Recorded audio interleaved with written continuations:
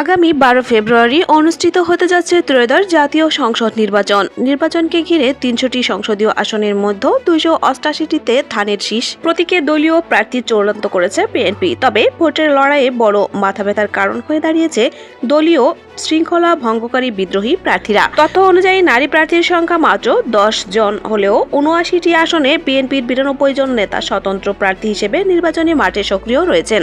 BNP 12টি আসনে নিজেদের প্রার্থী না দিয়ে জোটের শরিকদের আসন ছেড়ে দিয়েছে। কোথাও শরিকরা নিজস্ব প্রতীকে, আবার কোথাও ধানের শীষ প্রতীকে লড়ছেন। তবে সংকট তৈরি হয়েছে বিদ্রোহী প্রার্থীদের নিয়ে। শরিকদের ছেড়ে দেওয়ায় প্রায় প্রতিটি আসনেই বিএনপির প্রভাবশালী স্থানীয় নেতারা স্বতন্ত্র প্রার্থী হিসেবে দাঁড়িয়ে গেছেন। এতে যেমন জোটের মধ্যে বিব্রতকর পরিস্থিতির সৃষ্টি হয়েছে, তেমনি এসব আসনে জয় নিয়ে তৈরি হয়েছে চরম অনিশ্চয়তা। শরিক দলগুলোর নেতাদের মতে বিএনপির হাইকমান্ড দ্রুত কার্যকর ব্যবস্থা নিতে না পারলে আসন সমঝোতার মূল উদ্দেশ্যই ব্যর্থ হবে। এটি জোটের দীর্ঘদিনের রাজনৈতিক আস্থার সম্পর্কেও ফাটল ধরাতে পারে। ঢাকার বেশ কয়েকটি গুরুত্বপূর্ণ আসনে বিএনপির প্রার্থীরা নিজ দলের বিদ্রোহীদের চ্যালেঞ্জের মুখে পড়েছেন।